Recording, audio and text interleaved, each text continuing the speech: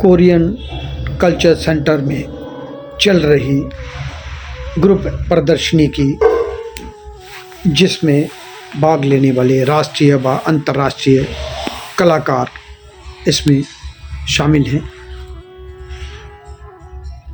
इस प्रदर्शनी में विभिन्न माध्यमों से कार्य किया गया है और ज़्यादातर एक्सपेरिमेंट कार्य ही आपको देखने को मिलेंगे, जिसमें भाग लेने वाले कलाकार देवेंद्र शुक्ला जी और उनके साथी जंग ही मोन व प्रमोद कुमार मान, जो इस प्रदर्शनी में भाग ले रहे हैं। आइए देखते हैं इस प्रदर्शनी की कुछ झलकियाँ और बात करते हैं इन कलाकारों से, वो अपने कार्य के बारे में क्या कहते हैं और किस तरह के कार्य ये करते हैं। देखते हैं आगे चल के और बातचीत करते हैं। जो कलाकार इस प्रदर्शनी को देखने आए हैं वो तो जानते ही हैं कि कार्य किस तरह का है, और जो कलाकार ना आ सके उनके लिए ये प्रदर्शनी बहुत ही अहमियत रखती है और घर बैठे आप प्रदर्शनी का आनंद ले सकते हैं। इस प्रदर्शनी में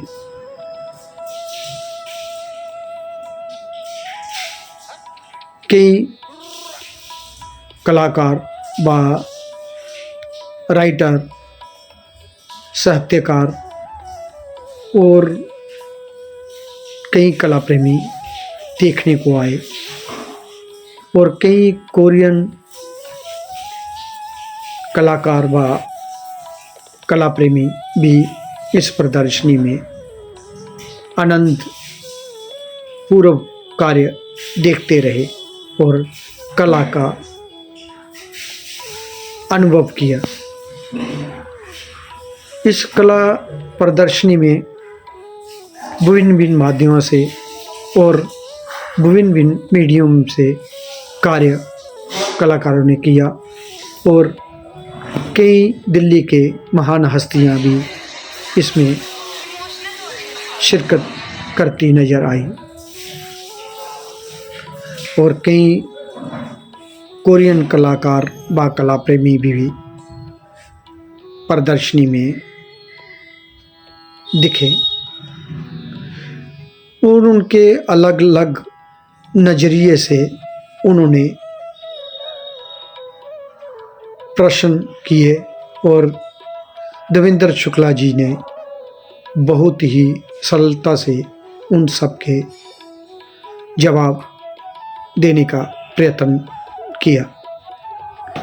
आइए जानते हैं कलाकारों से कि वो इस प्रदर्शनी में किस तरह का कार्य किया उन्होंने और किन किन माध्यम व तकनीक का इस्तेमाल किया, और जानते हैं देवेंद्र शुक्ला जी से कि वो क्या कहते हैं। नमस्कार, आदाब, सत श्री अकाल। दो टूक सीधी बात प्रोग्राम लेकर एक बार मैं फिर आपकी खिदमत में हाजिर हूँ। दोस्तों, जैसा कि आप जानते हो, मैं हर बार आप लोगों को जहाँ भी जाता हूँ उस कल्चर से, जहाँ उस रूहानी सूरत से, जहाँ उन कल्चरल प्रोग्राम हो, जहाँ एग्जीबिशन हो, मैं उसको समय समय पर आप लोगों से रूबरू करवाता हूँ।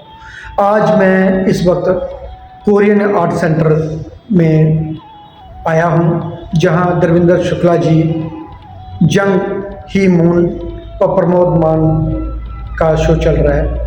अभी हमारे साथ देवेंद्र शुक्ला जी मौजूद हैं, जो चित्रकार हैं, जिनका ये शो चल रहा है। उसी से रूबरू करवाते हैं और उन्हीं की ज़बानी सुनते हैं जी एग्जीबिशन कब से लगी और इसकी पीछे इनका क्या मकसद था और इनका जो ये कार्य था उसके बारे में हम डिटेल में बातचीत करेंगे। नमस्कार देवेंद्र शुक्ला जी, दो टूक सीधी बात प्रोग्राम में आपका स्वागत है। नमस्कार। सबसे पहले आप बताइए कि आपका पूरा नाम क्या है और आपने कब शुरुआत की कला की। बचपन में पीछे ले चलते हैं, जब आप स्कूल में थे तो उस वक्त आपकी क्या मंशा रही कलाकार बनने की, जो जर्नी थी आपकी, और उस वक्त कौन कौन टीचर थे आपके स्कूली टाइम में। मेरा नाम देवेंद्र कुमार शुक्ला है। मैं बेसिकली यूपी से हूँ, लेकिन मेरा जन्म दिल्ली में ही हुआ। अगर हम टीचर की बात करेंगे तो सबसे पहले मेरे जो टीचर हैं वो मेरे अपने पिताजी हैं। वो भी कॉलेज ऑफ आर्ट से पढ़े हुए हैं और कला मैंने बचपन से शुरू की। मुझे याद भी नहीं, लेकिन मैं बड़ा ही ब्रश और रंगों के साथ हुआ हूँ। स्कूल भी मेरा दिल्ली में ही था। हमारे जो टीचर थे, प्राइमरी स्कूल के जो टीचर थे, वो आर्ट टीचर भी नहीं थे, लेकिन उन्होंने मुझे बहुत ज़्यादा प्रोत्साहित किया। और मैं 7 साल की उम्र में से ही मैंने ललित कला एकेडमी का एक children on the spot painting competition में 7 साल में मैंने फर्स्ट प्राइज़ लिया था। और वो मुझे ले जाते थे फिर शंकर इंटरनेशनल, जितने भी मैं प्राइजेस में स्कूल के कंपटीशन में गया मैंने प्राइज़ लिए और मेरे को मतलब प्रोत्साहन मिलता चला गया और मुझे हमेशा कला करने में मज़ा आता था। देवेंद्र शुक्ला जी, आपने कब आपको लगा कि मुझे चित्रकार ही बनना है और मुझे इसी फील्ड में जाना है, तो आपने आगे की जर्नी कब और कहाँ से शुरू की। जिस समय मैं स्कूल में था उस टाइम लोगों को लगता था कि कला करने से आगे जीविका चलेगी कि नहीं चलेगी। इसी चक्कर में मैंने आर्किटेक्ट बनने का सोचा और मैंने साइंस लिया। पढ़ने में मैं ठीक था, लेकिन जब तक मैं 12वीं क्लास में गया मुझे लगा कि नहीं, कला के बिना मेरा गुजारा नहीं है। और 12वीं के बाद मैंने कॉलेज ऑफ आर्ट में एडमिशन टेस्ट दिया और उसी साल मेरा एडमिशन हो गया। उस वक्त कौन कौन से टीचर थे आपके जिनसे आपको प्रेरणा मिली, जहाँ किन उन महान हस्तियों के बीच में जाके आपको कला सीखने का मौका मिला, जरा संक्षेप में उनके बारे में भी बताइए। उस समय कॉलेज ऑफ आर्ट में एक बहुत ही अच्छा माहौल था। कम स्टूडेंट थे, हम लोग सीनियर से सीखते थे और हम टीचरों से सीखते थे। धीराज चौधरी जी हमारे फाउंडेशन के हेड थे, मिस्टर विजय मोहन जी थे, ओपी शर्मा जी प्रिंसिपल थे, गणेशी लाल खेम जी थे, जगदीश डे, मिस्टर प्रोफेसर जय झरोटिया। तो हम लोग, मैं तो कहूँगा कि बहुत लकी थे और विदेशों से भी कलाकार आते थे हमें सिखाने के लिए। और सीनियर स्कूल में के.एस. कुलकर्णी जी थे, पी.एन. मांगू जी थे, मिस्टर रणबीर सिंह कालेका जी थे। तो मैं तो यही कहूँगा कि इतने अच्छे महान कलाकारों से आपको सीखने को मिला, बहुत बढ़िया बात थी। उस वक्त माहौल भी अच्छा था। तो बस हम लोग कला करते चले गए। हमारे राजेश मेहरा जी जो टीचर थे, उन्होंने उसको कला को इतना इंटरेस्टिंग बना देते थे कि वो जो बोलते थे हम लोग सुनते चले जाते थे और वही चीज़ों को हम फील करते थे जब आर्ट क्रिएट करते थे। फिर आपने मास्टर डिग्री कहाँ से की और आप विदेश में भी गए हैं, और वहाँ आपने क्या किया, और हमारे जो श्रोता हैं जो दूर दराज इलाकों में बैठे हैं वो देख रहे हैं, उनके आपको जो आपकी जर्नी रही विदेश की उसके बारे में भी जरा संक्षेप में बताइए। तो कॉलेज ऑफ आर्ट से ही मैंने एमएफए भी किया और उसके बाद मैं 4 साल लेक्चरर रहा कॉलेज ऑफ आर्ट में। और उसके बाद मेरी इच्छा थी विदेश में जाने की। और हमारे टीचर थे प्रोफेसर राजीव लोचन जी, जो कि जिन्होंने मुझे एनकरेज किया। मैं जापान स्कॉलरशिप और चाइना स्कॉलरशिप में भरा था मैंने, लेकिन प्रोफेसर राजीव लोचन जी ने बोला अगर तुम्हें कुछ सीखना है तो चाइना जाओ, क्योंकि वहाँ पे बहुत कुछ है। हाँ, वहाँ पे पैसा नहीं है लेकिन सीखने के लिए है। और मैं चाइना चला गया। मैं 3 साल चाइना में रहा और चाइना में मैं एग्जीबिशन हमेशा करता रहा और जब भी मेरी पेंटिंग बिकी मैं बस एक एयर टिकट लेकर दूसरी कंट्री में चला जाता था। करीब 25-30 देशों में घूमा मैं चाइना से। फिर मेरे को जॉब मिली फिनलैंड में और मैं यूरोप में चला गया, जो वहाँ के एकेडमी ऑफ फाइन आर्ट में। यूरोप से मैंने सारा यूरोप घूमा फिनलैंड से। और वहाँ पे मैंने एक एक सी एग्जीबिशन देखी, प्रोफेसर से मिले, नए नए आर्टिस्टों से मिले, परिचय हुआ। हर म्यूज़ियम देखता था मैं, और बस ज़िंदगी में काम ही यही था, नए आर्टिस्टों से मिलना, म्यूज़ियम देखना, सीखना, पैदल चलना। तो वो मेरा जो एक टाइम था करीब 4-5 सालों का विदेश में, वो मेरे लिए एक बहुत अच्छी इंटरेस्टिंग जर्नी। आपने कोरियन जो पेंटिंग थी उसके बारे में टेक्निक भी आपने सीखी। आपने पहले कुछ दिन पहले आपसे बातचीत हुई थी, उसमें आपने बताया था कि मैंने ये जो ट्रेडिशनल था उनका, वो भी उसकी जो छोटी छोटी बारीकियाँ थी वो भी आपने सीखी। और कहाँ से सीखी, और कि उस वक्त आपके कौन गुरु थे वहाँ के, उनके बारे में थोड़ा बताइए। चाइना में प्रोफेसर चांगशी यान, जो एक वहाँ के बहुत फेमस प्रोफेसर थे, वो मेरे टीचर थे। और शुरू में मैंने ओरिएंटल आर्ट लिया, लेकिन मुझे उसमें उतना मज़ा नहीं आया, तो मैंने म्यूरल डिपार्टमेंट ज्वाइन किया श्री चांगशी यांग जी के अंडर में। और उन्होंने मुझे लेकर पेंटिंग सिखाया, और उन्होंने मुझे बताया कि मैं पहला इंडियन आर्टिस्ट हूँ जिन्होंने कि ये ट्रेडिशनल लेकर पेंटिंग सीखी।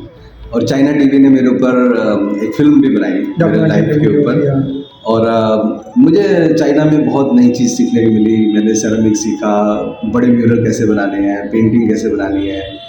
तो चाइना एक ऐसा कंट्री था जहाँ पे कि कुछ अंत नहीं था सीखने का, और वहाँ का ट्रेडिशनल आर्ट भी बहुत स्ट्रॉन्ग है। तो बस नए टीचरों से मिलना, कॉलेज में भी हम लोग हर तरह का टूर करते थे।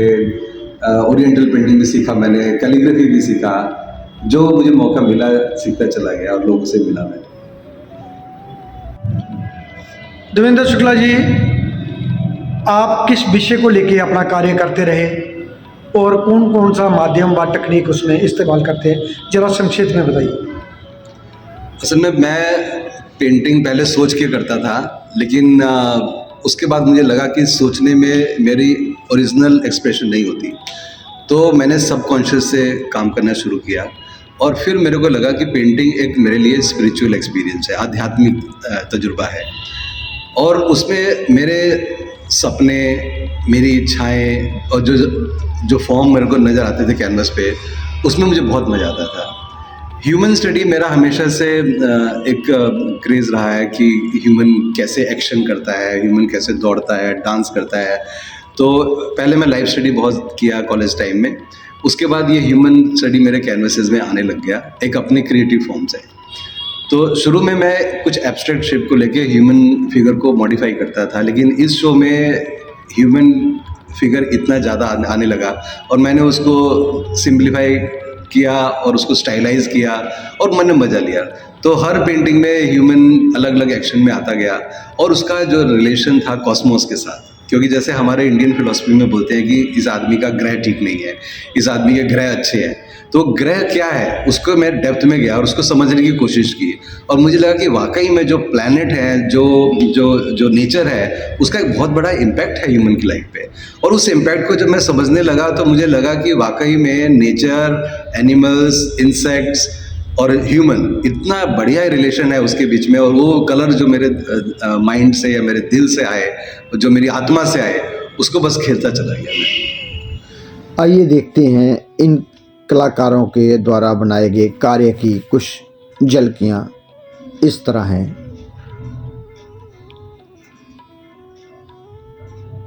सबसे पहले प्रमोद कुमार मान, जो दिल्ली के ही सीनियर कलाकार हैं, जो ललित कला अकेडमी और कला धाम में अपना कार्य कर रहे हैं। इनके ज़्यादातर कार्य ब्रॉन्ज और ब्लैक मार्बल में हैं। जी ज़्यादातर कार्य इनका सेमी रियलिस्टिक और फॉर्म को लेके ये फिगर क्रिएट करते हैं। इनके कार्य में टेक्सचर, लय, ताल, फॉर्म, इन सब चीज़ों का इन्होंने बहुत ही अपने अनुभवी ढंग से किया हुआ है। दूसरी कलाकार हैं जंग ही मुन। इनके द्वारा बनाए गए चित्र ज़्यादातर मूर्त व मूर्तन कला से प्रभावित हैं। और इन्होंने ज़्यादातर कार्य एक्सपेरिमेंट ही किया है, जिसमें पेपर मैशी व कोरियन टेक्निक का इन्होंने ज़्यादा इस्तेमाल किया है। और इनके कार्य में ज़्यादातर कोरियन कल्चर से मिलते जुलते कुछ कार्य इन्होंने वहीं से एलिमेंट लेके अपना कार्य किया हुआ है। ज़्यादातर कार्य इनके उसी पे अपने कल्चर पे ही आधारित हैं। जी बेसिकली कोरिया की ही रहने वाली हैं और अब वह कई वर्षों से इंडिया में ही रहकर अपना कार्य कर रही हैं। इनके द्वारा बनाए गए चित्रों की कुछ आगे जाके हम डिटेल में चर्चा करेंगे।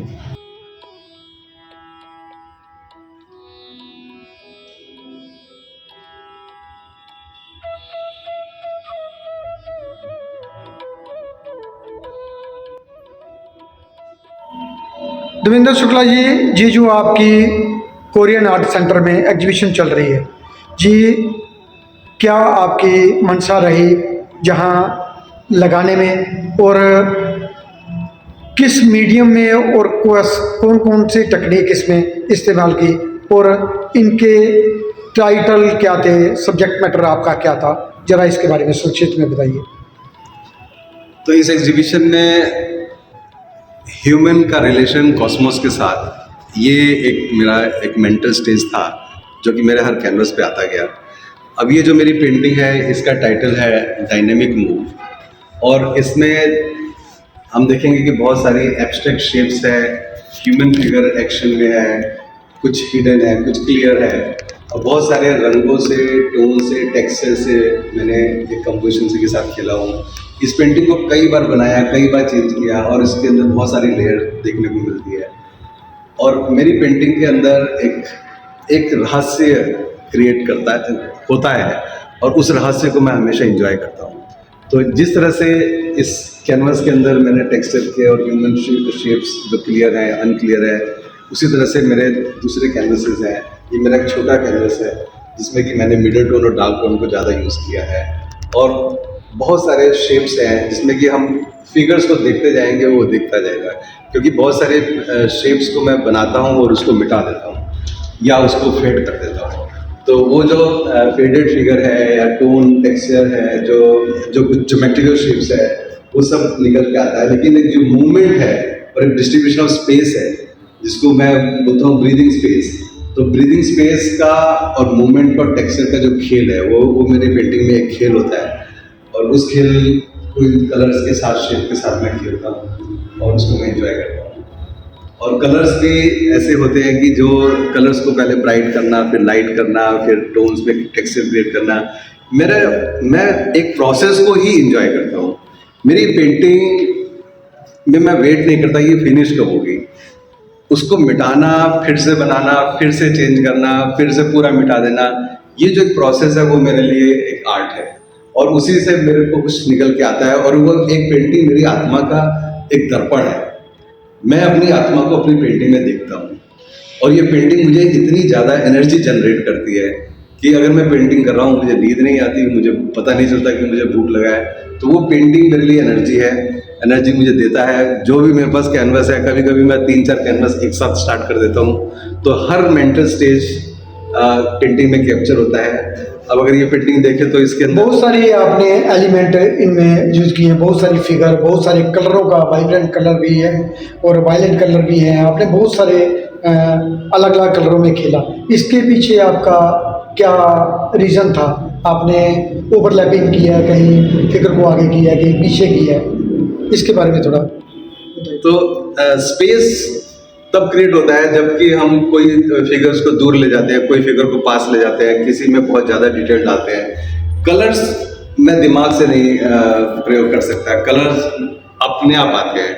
मेरे पास सारे कलर्स, जितने कलर्स होते हैं सब खुले होते हैं, और हर पेंटिंग एक कलर का, एक टेक्सचर का डिमांड करती है।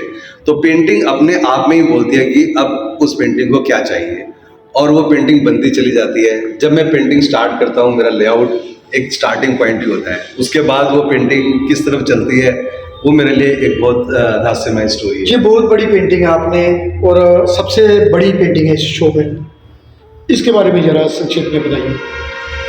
ये पेंटिंग का साइज़ है 14 फीट बाई 5 फीट है, और ये पेंटिंग मैंने कोरोना के टाइम पे शुरू की थी। जब कोरोना में बहुत सारी हैपनिंग्स हो रही थी, तो उस टाइम वो सब कुछ मेरे एक्सपीरियंस में आता चला गया।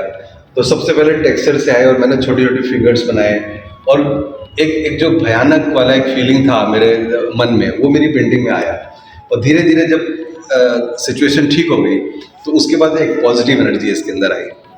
तो कुछ कुछ चीज़ों को मैंने मिटा दिया, कुछ चीज़ों को रखा, कुछ जगह पे मैंने डिटेल डाला, किसी जगह मैंने सिंप्लीफाई किया।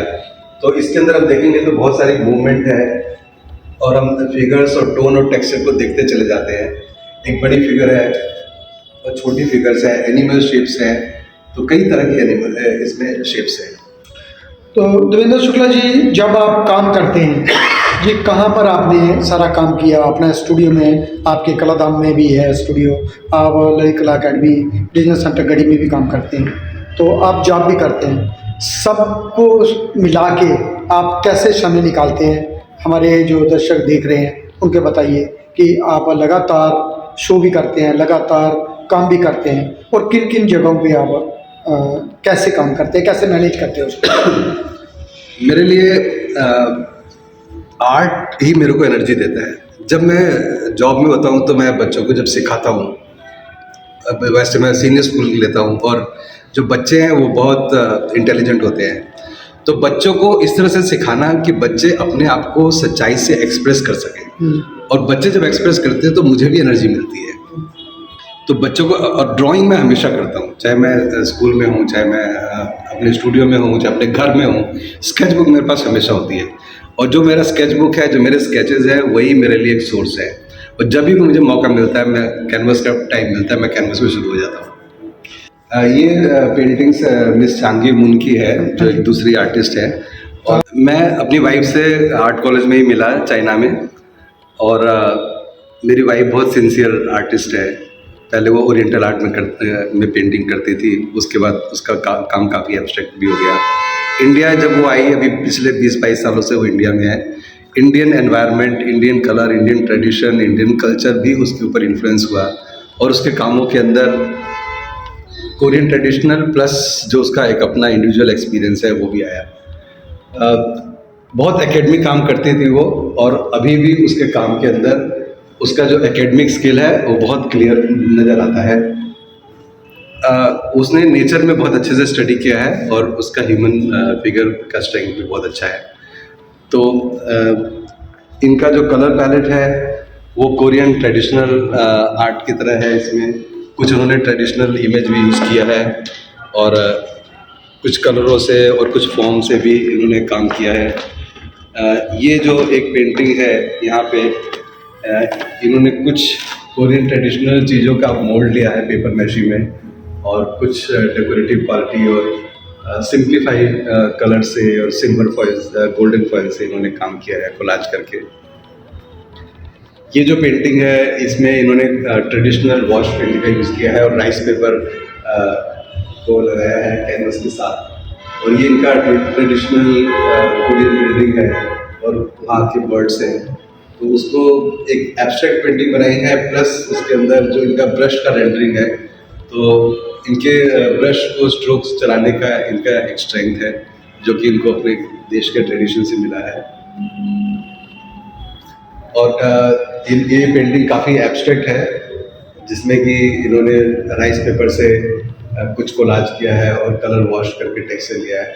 बहुत सारे केमिकल्स और बहुत सारी ट्रेडिशनल चीज़ों को वो यूज़ करती है जब पेंटिंग करती है, लेकिन उसका कंपोजिशन सेंस भी बहुत स्ट्रॉन्ग है, उसकी कलर पैलेट अलग तरह की है।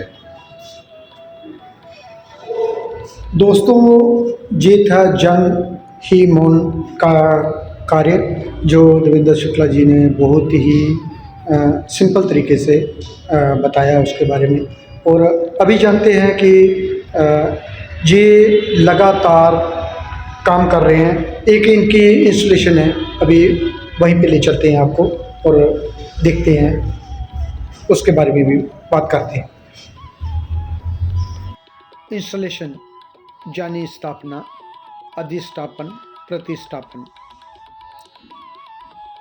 इंस्टॉलेशन यानी स्थापना कला स्थायी या अस्थायी हो सकती है। इसमें रोज़मर्रा और प्राकृतिक सामग्रियों की एक विस्तृत श्रृंखला शामिल है, जिनमें कलाकारों विचारों तेजक गुणों के साथ वीडियो, ध्वनि, प्रदर्शनी, नाटक, performing art, theatre art, internet जैसे नए मीडिया, डिजिटल मीडिया, इसे कई साइट विशिष्ट हैं जिसके लिए इन्हें बनाया गया है। केवल उसी स्थान पर डिज़ाइन किया जाता है जो त्रियामी इमर्सिव माध्यम में स्पष्ट गुणों के लिए आकर्षित है। ये कलाकारों और कला प्रेमियों को बहुत ही लुभाती है और आकर्षित का केंद्र बनी रहती है। इंस्टॉलेशन काल की प्राथमिक काल दशक के दौरान सामाजिक, राजनीति और संस्कृति उथल पुथल का काल का रहा है।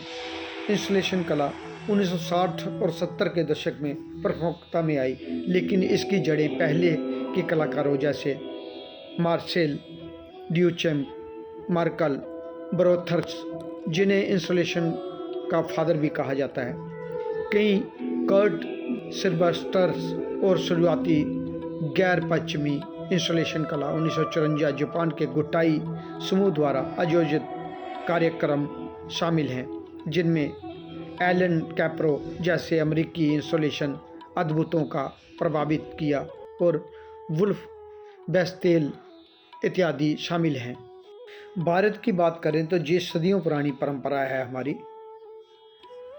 धर्म, संस्कृति और समाज का ये एक हिस्सा रही है। जो कहना गलत नहीं होगा कि इसकी शुरुआत भारत से ही हुई है और भारत में ही 19वीं सदी में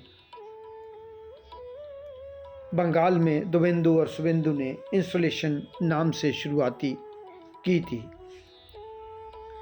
हमारे इतिहासकारों ने इसमें ज़्यादा तवज्जो नहीं दी। इसके बाद आहिस्ता आहिस्ता ये अपने चरम सीमा पर पहुंचती गई और कला प्रेमियों को, इतिहासकारों को भी लुभाने का आकर्षित केंद्र बनी रही। इससे प्रभावित होकर कई 60 और 70 के कलाकार भी कार्य करने लगे, जैसे अर्पिता सिंह, रत्नावली कांत, वेद नायर, अनीश कपूर, विमान सुंदरम, सुबोध गुप्ता आदि कार्य करते नजर आए और इनकी प्रदर्शनियां आए दिन देश और विदेशों में लगती रही, गैलरियों में, आर्ट फेस्टिवलों में, और आज की नई युवा पीढ़ी भी इस पे प्रभावित काफ़ी हुई है और वे लगातार अपना कार्य कर रही हैं। देवेंद्र शुक्ला जी, अभी एक कार्य और है आपका, इसके बारे में जरा संक्षेप में बताइए। ये एक एक्रिलिक में पेंटिंग है और एक सिंपल कंपोजिशन है। 2-3 ह्यूमन फिगर्स हैं और कुछ और इमेजेस का ओवरलैप है और टोन और टेक्सचर का ओवरलैप है। और ये कुछ मेरी ड्राइंग्स है जो कि मैं हमेशा करता हूँ। तो इसमें ये पेंसिल ड्राइंग है, ये पेंसिल ड्राइंग के साथ एक्रिलिक किया है।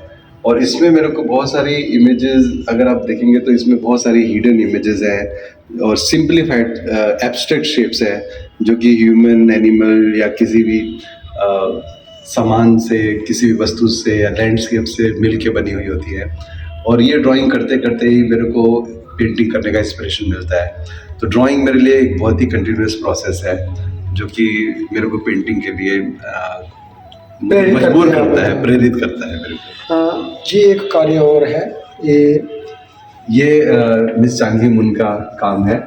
तो इसमें क्योंकि हमेशा से नेचर पे काम किया है इन्होंने, तो इसमें एक बर्ड्स और नेचर का एक फीलिंग है और उसको उन्होंने कंपोज किया है। कुछ इसमें एनिमल शेप भी डाला हुआ है। देवेंद्र शुक्ला जी, थोड़ा आगे चलते हैं। आपने एक इंस्टॉलेशन भी की है, उसके बारे में ज़रा संक्षेप में बताइए और हमारे दर्शकों को बताइए कि इंस्टॉलेशन का मन में क्या आइडिया आया और आपने क्या सोच के किया? इस इंस्टॉलेशन का टाइटल है रिदमिक वाइब्रेशन।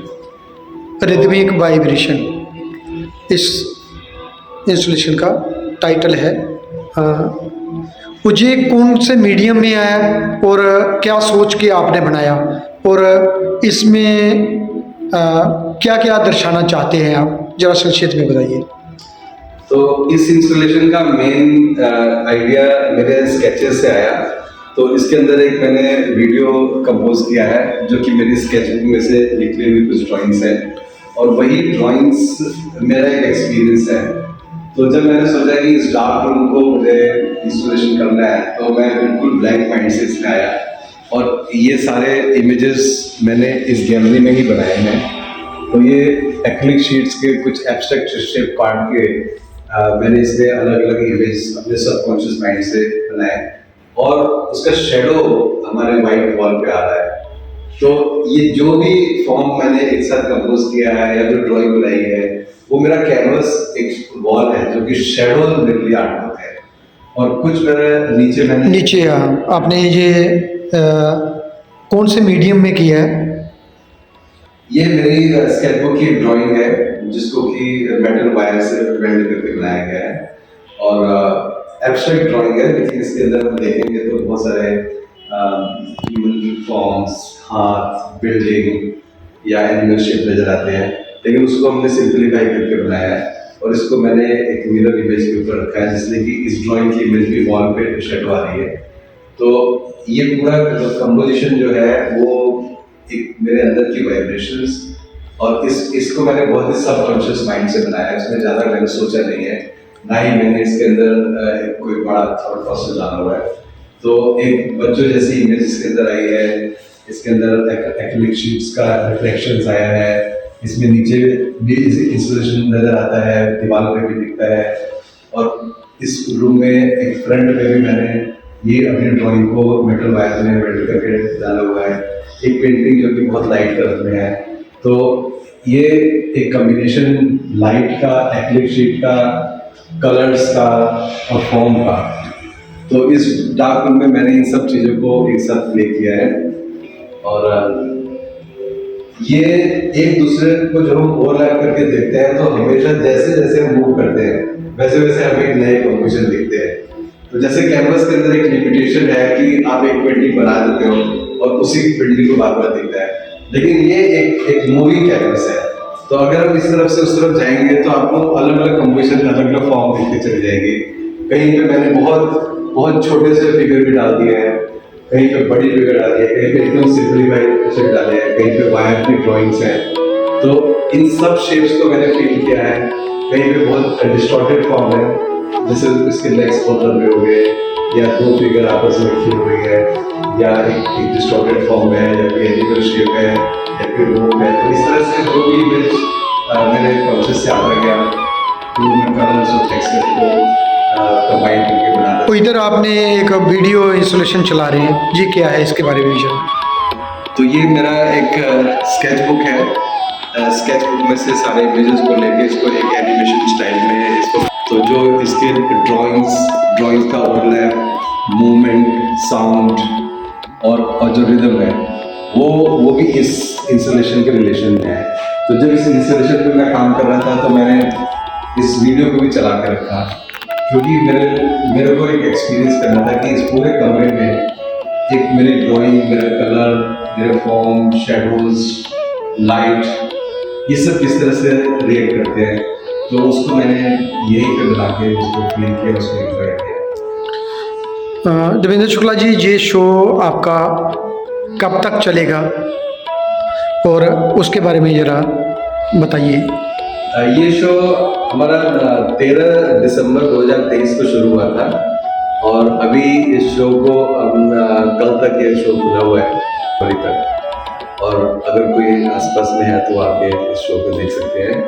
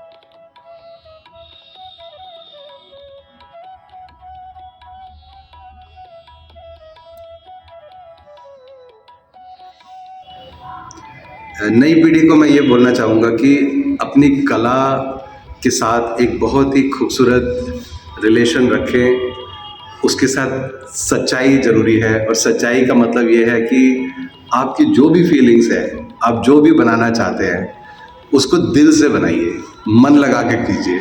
अगर आप दिल से कुछ भी करेंगे वो अच्छा होगा। और आज अगर लोगों को समझ में नहीं आएगा तो कुछ दिनों के बाद समझ में आएगा, और समझ में आए या ना आए, आपको अपने कला के साथ न्याय करना है। आप एक्सपीरियंस कीजिए, उसको एक्सप्रेस कीजिए, अपनी आत्मा को पहचानिए, अपने दिमाग को कंट्रोल कीजिए, क्योंकि कला एक खेल है। ये एक बहुत ही आनंदमयी एक्सपीरियंस है, और उस आनंद को लेके आप जो कुछ भी बनाओगे वो अच्छा ही बनेगा, और आपको मज़ा आना चाहिए। और कला का अंत नहीं होता, प्रोसेस ही इंजॉयमेंट है। कभी कभी हम प्रोसेस से ऊब जाते हैं कि ये रिज़ल्ट अच्छा नहीं आया। रिज़ल्ट की चिंता मत कीजिए, क्योंकि रिज़ल्ट आज नहीं आएगा तो कल आएगा, लेकिन आप प्रोसेस को एंजॉय करते रहेंगे तो कोई प्रॉब्लम नहीं है। दोस्तों, ये थे आज के मेहमान धर्मेंद्र शुक्ला जी, जो बहुत ही बेहतरीन कलाकार हैं और लगातार शो करते रहते हैं। और आप कभी भी कोरियन आर्ट सेंटर में आकर इनका शो देख सकते हैं। ये ग्रुप शो है, लेकिन मैं कहता हूँ कि ये 3 लोगों का इंडिविजुअल शो है। तीनों ने बहुत ही लगन और मेहनत के साथ ये कार्य किया है। आप समय निकालकर जरूर देखने आए कोरियन आर्ट सेंटर में। दोस्तों, अगली बार मैं फिर मिलूंगा किसी नई कड़ी में नए कलाकार के साथ। धर्मेंद्र शुक्ला जी, धन्यवाद आपका। आपने अपना कीमती समय हमें दिया और कला की चर्चा हुई, कला के बारे में जाना और आपके बारे में जाना। धन्यवाद। धन्यवाद देवी जी। दोस्तों, अगली बार फिर मिलूंगा मैं किसी नई कड़ी में नए कलाकार के साथ। तब तक देवीदास खत्री को दे इजाज़त। वंदे मातरम, भारत माता की जय।